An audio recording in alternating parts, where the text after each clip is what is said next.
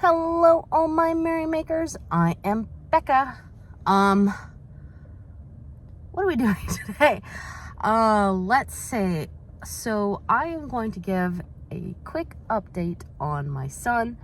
And then we are actually going to be looking at this Crochet World magazine together. I will be giving you my honest reaction. So for those of you who have missed the post on the community board or anything like that, I want to give you a brief synopsis of what's going on, or in case you're like, what about her son's arm? What's going on? So Wednesday afternoon, I got a phone call from my son's school saying that he had tripped and fell during a fire drill. So my husband went to go pick him up and take a look at him. And he called me while he was looking at him and said, I think there's something really wrong here. So I said, take him to the emergency room. We had the benefit of being really close to a hospital. So he took him to the local emergency room. They did x-rays. And he had indeed broken his elbow. Now the type of break is a very common break for children. From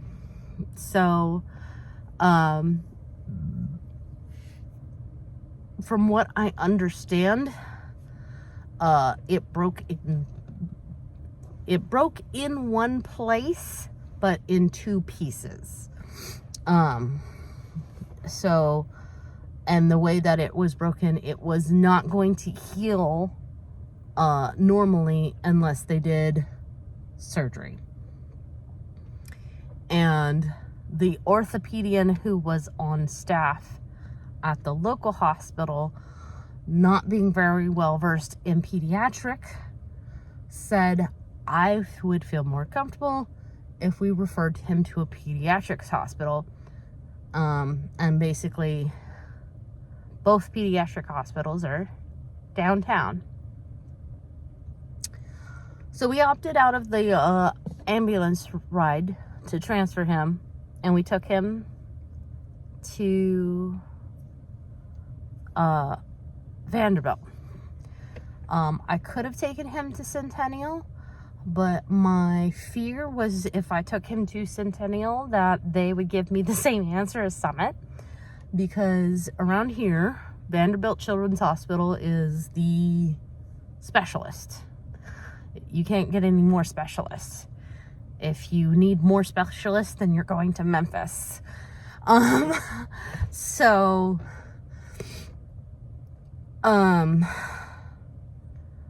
We checked in sometime around 7 p.m. Didn't get back into a room until 10 p.m. Now, luckily, x-rays had already been done. His arm was already in a splint. So I think we were a little bit lower on their list, especially since at that point there was probably not going to be any surgery in their minds, which I wish they would have told us right away, because my poor son had not had anything to eat since lunch. Thankfully by Thursday at, I want to say 11 a.m., they started his surgery. It went well. He did have to have pins put in. If you haven't seen my community tab, they actually really gave him a cool cast. He loves Bowser, and they did this really cool thing with like a paper cutout of Bowser, and like it's really cool. I go see it. He's doing okay. It still hurts him from time to time. Although the space between where he complains about pain is getting more and more, so that helps, makes me think that it is healing. Now, he has been asking, and I have mentioned it, I think, before in my post, that he be homeschooled. And for us, this was the nail in the coffin of, yes, we are going to go ahead and start doing homeschool for this school year. There might be a little extra paperwork because it is a little bit later in the year, but he's gonna have to miss, he's got 4 weeks inside a cast in which he can't do half the things he's probably did that his classmates are doing. On top of that, I don't know how his pain levels are going to be, at least for the next week. So, and then after the cast comes off, we're going to be starting physical therapy. First for just flexibility and utility. Now, they say that normally the children don't need that, but since I know my child and I know he will be hesitant to use his arm, I'm going to go ahead and push for it. And then we are going to be doing additional physical therapy past that, because this is the third time my son has broken his arm. It's kind of become a yearly tradition at this point. So I'm going to have a nice little talk with the pediatrician about whether or not we need a bone density scan. But when I did some research about preventing bone fractures in children, it was make sure they get enough calcium, strength training, and prevent falls in the first place. Now, that third one is a little bit harder for us because we are an autistic ADHD family. If you don't know, one of the symptoms about ADHD is low foot clearance, and he and I both suffer from that. So that one's a little bit harder, but the other two we can definitely work on. That being said, let's look at, so if you were just here for the update, that's it. We're now going to look at Crochet World magazine. This is the one for spring 2025. I have a subscription to this magazine. I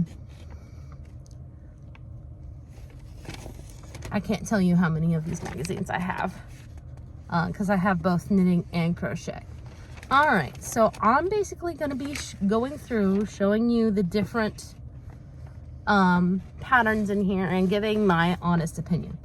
All right, the first thing, and these are all crochet patterns, and I know that seems a little like, no duh, Becca, but sometimes things don't process in the brain like the way they should. So, all right, first pattern is the beginner dishcloth. You see my face? So that's the picture. It says it's quick to make and it's a one skein wonder, and I would say that especially if you're just getting started with crochet, yeah, I can see how practicing a single crochet base dishcloth would be a thing to do. Ooh, flower fidget toys. Ooh, I can see me making these. I'm trying to show you without showing the pattern, because that's copyright infringement.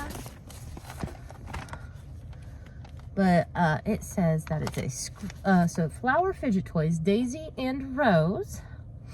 Now, it gives some suggestions on what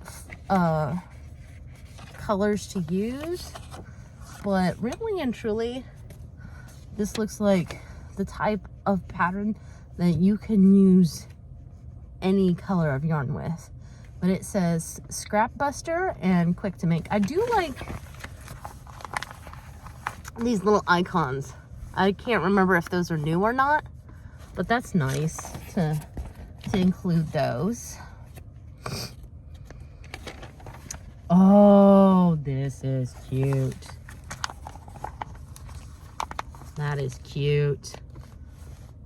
If I have enough time, I might make those for my friend who is pregnant. They're called bunny photo props, and it does say quick to make and how many sizes does it give. Instructions given: fit size newborn. Changes for 3 months are in brackets, where only one number is given. It applies to all sizes. So newborn and 3 months. Now, being a person who has worked with a lot of newborns, if you don't know, I used to be a medical assistant with an OBGYN. I'm probably going to be making the 1 month size or 3 month size, because a lot of babies these days, unless they're small to start off with, are not, the newborn size for sew is not going to fit them. It's going to be too small. Happened with my children. Ooh, there's a article in here, says how to start a crochet business when you don't have family supports. I'm sure you can substitute any sort of business in there. That might be really helpful for some people. I don't know about you. I'm not going to be starting a business anytime soon, especially with me having to homeschool both my children. The amount of time I will have for crafting is very slim. All right.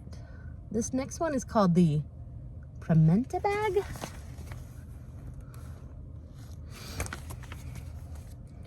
Inspired by Japanese knot style bags, a small tote with asymmetrical handles. Handles is fun and quick. Corner project. Okay. Member of the CGO, Crochet Guild of America. Okay. Quick to make. I imagine this would be a nice scrap buster too.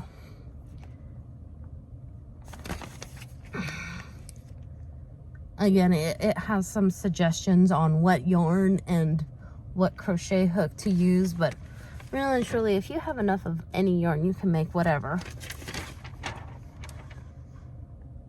Oh, this is cute. Look at that. Those are called Woodland Animals wrist rattles. These cute rattles work up quickly. And then it says match them with the booties featured in the Autumn Crochet World magazine, which I do have somewhere. I'm interested in seeing what it suggests for the materials, which I can share. Let's see, materials, yarn, tapestry,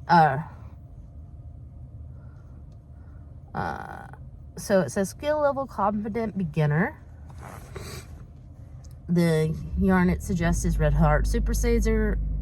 The crochet hook it suggests is a 4mm. Stitch marker, polyfill fiber, 6 needle, 1 rattle ball insert. And then it says that kind of insert is available on Amazon.com. Interesting.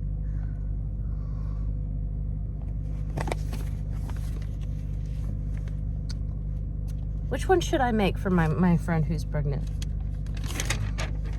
Comment down below. Okay. This is called Rihanna the Rabbit. And it just might be the eyes, but she looks creepy to me. I think it's the eyes. Excuse me. I might try that with some safety eyes instead of some button eyes. Ever since Coraline, guys, woo! Thought I was gonna lose you for a second there. Ever since Coraline, button eyes not freak me out. They just disquiet me. And then you have the Passion doily. that's very pretty and looks intricate.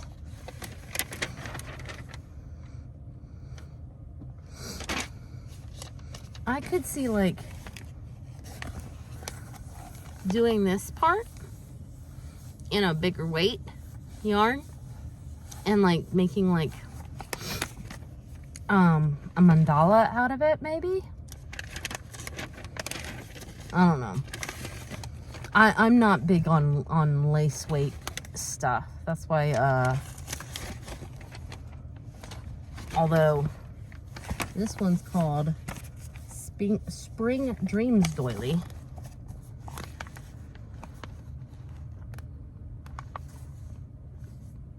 I don't know if it's because of the green right here, but this kind of makes me think of like flowers.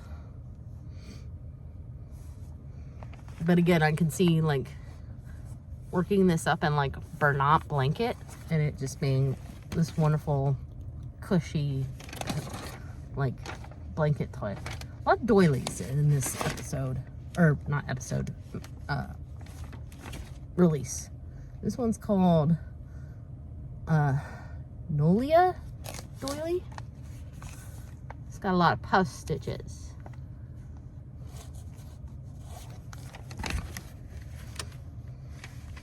As a woman with 2 small children, doilies do not appeal to me. I don't see the point in them. Got a whole bunch of ads right here trying to get to the good parts. Ooh. This next one is called Hearts at Play Afghan.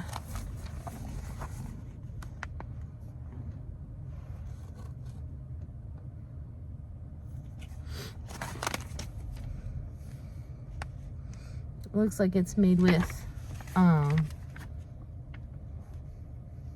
basically granny squares, half colored granny squares just put in a certain way. I like that because it kind of looks like a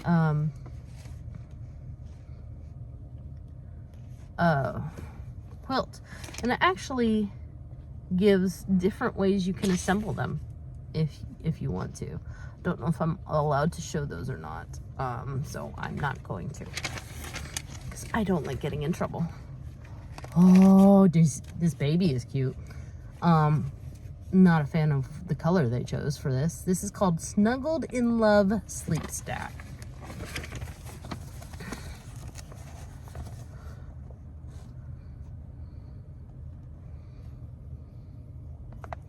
Let's see. Yeah, it calls for Bernat Blanket Tiny. It's kind of like overalls, but a sleep sack. Which, again, if you have children like mine that move around a lot in their sleep, that's better than just those loose blankets once they get out of the whole I don't want to be swaddled stage. Oh, this is cool. Got an amigurumi for the Queen of Hearts. Lots of Valentine's stuff. You know, makes sense. Valentine's Day is right around the corner. Queen of Hearts gets a lot of pages dedicated to her. That makes sense. It looks like a very intricate amigurumi. This next one is called Date Night Tunic. Looks like it goes pretty large. Instructions given include extra small, small, medium, large, extra large, double extra large, and triple extra large. The smallest bust measurement, in case that means nothing to you, is 30 inches, and the largest bust measurement is 54 inches. Now the length from shoulder to hem, smallest is 27 3/4, largest is 32.5 inches. So it's basically like a maxi sweater, And hey, I could make my own if I wanted to. Not sure that I would want to. Although I do have, ooh, I wonder how that would look in the mandalas that I have. Ooh. My only concern is this. See how on her arms you can see through the holes? Why can't you see through the holes on her body? That tells me she's wearing something underneath this.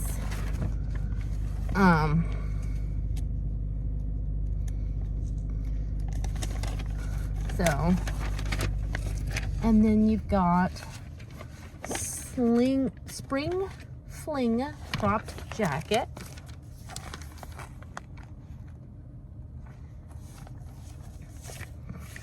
This one goes pretty large as well, only it looks like it's goes from small to double extra large, 35 inches to 51 inches in the bust.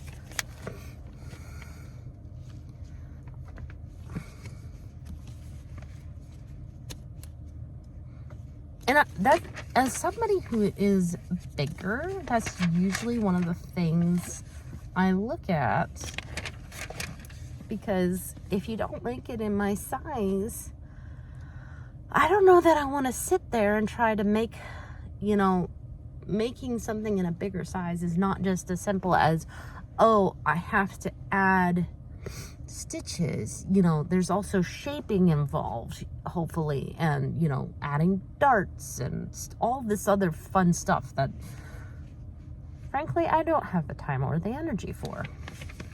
There is a whole book on, I can't remember what it's called now, but it's basically how to crochet for your body type, and tells you how to shape things and do things like that. And it's, I know it's available at my local library, so libraries are a great source of patterns and whatnot if you can't afford a magazine subscription, or any other subscription. All right, this one's called the Flutter Tee, and again, I have the same problem. They've made it to where you really can't. I mean, that's nice and open.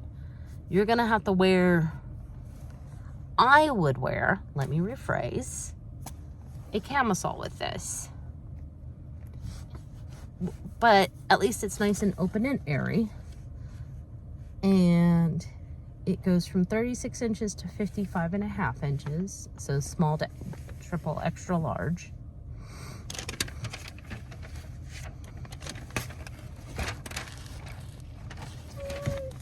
This is okay.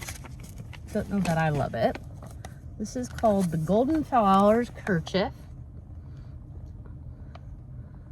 Looks like just basically granny squares with a little flower motif, which I would think would be nice for a beginner. Might be a nice stash buster.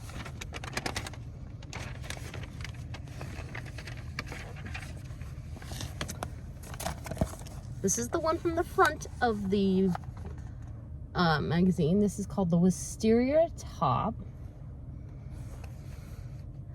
And it goes from extra small to 4 extra large. But the bust circumferences jump. It goes from 35.5 to 43 to 57 to 64. So this is meant to be this, just a cover up almost. Yeah. So again, I would wear a tank top or a camisole underneath. And she is definitely wearing something underneath hers that is a good match to the color of the yarn that they used.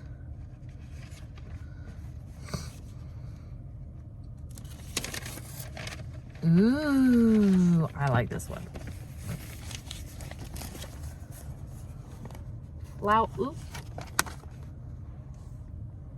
Flower Field Wrap.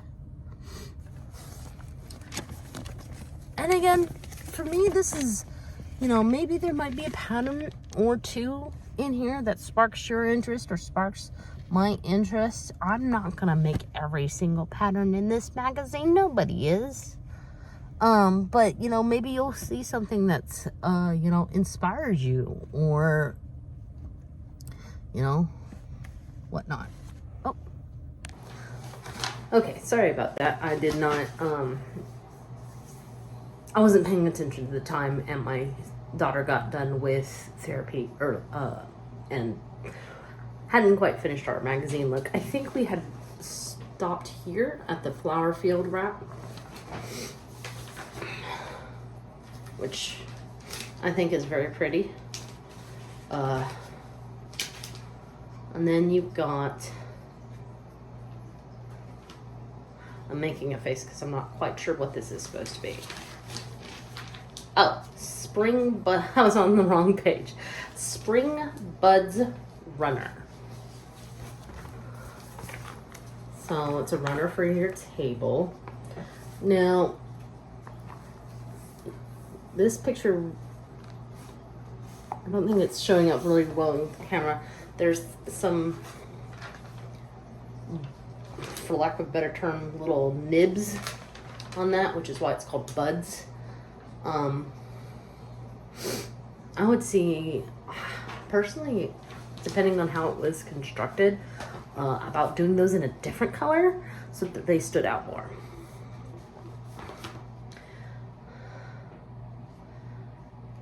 So this is called Garden Pot Coasters.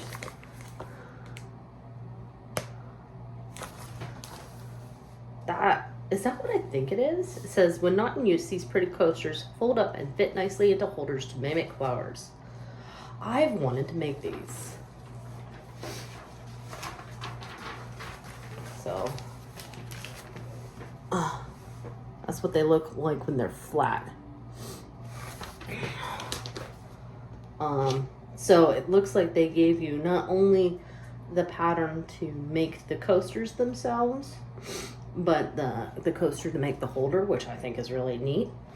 That could be a really nice housewarming gift or a Mother's Day gift. Oh, now this is a cute little blanket. This is called Spring Blossom Baby Blanket.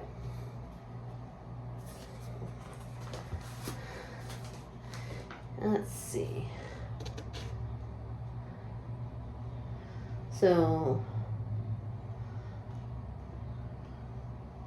this looks like most of what you see is just the different colors, because yeah, one skein of each: Mountain Mist, Spring Blossom, Coral Blossom, Buttercup, and White. So really and truly, again, once you have the stitch down and once you have the pattern of how the blocks go, you can make this out of any yarn.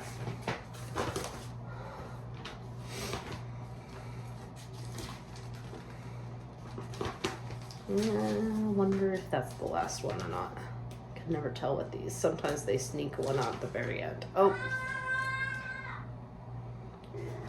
I called it. This is cool.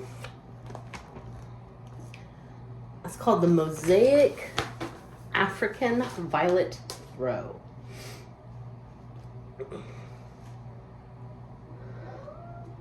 Now, this looks like these are made in hexagonal formation and then joined together. Yep. So, again, it doesn't matter what colors you use, although ultimately, you know, some form of green to be your grass, and then whatever colors to be your petals, and then some form of yellow to be your middle of your flower, and you can have it match any type of decor. So that is everything. If I had to pick favorites, okay, let's see if I can pick favorites. Let me actually just name the ones that I think I will make. The fidget toy. I could see me making at least a couple of those. Not only for me, for my kids. If I have time, I might make this bunny outfit for my friend who is pregnant, but I have to finish her blanket first.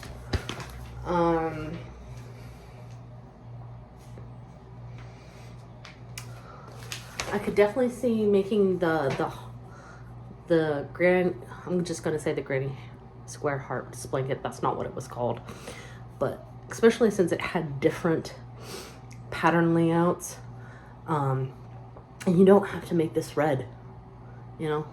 I could see this in my preferred colors, yellow and gold and blue. And then if I have the baby snuggler blanket, could be a good staple in my crochet repertoire. And then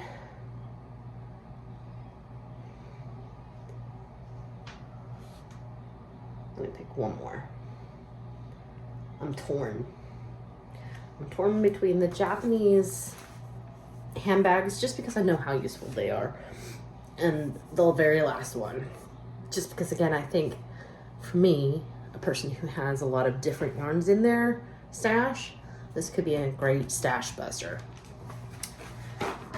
So I hope you enjoyed that magazine look for today. I hope it inspired you. I don't know if any of these patterns are available for free or for purchase. I do know that you can get a virtual copy of the magazine online at this website.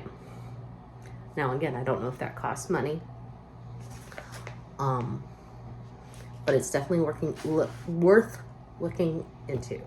I know sometimes I get free copies through my library app. So again, your local library is a great resource. I think that's everything. I hope you enjoyed today's video. If you did, make sure you give it a like, especially if you're a subscriber and would like to say subscribe. That way the evil YouTube overlords don't unsubscribe you from my channel against your will. Feel free to comment down below. That improves my analytics.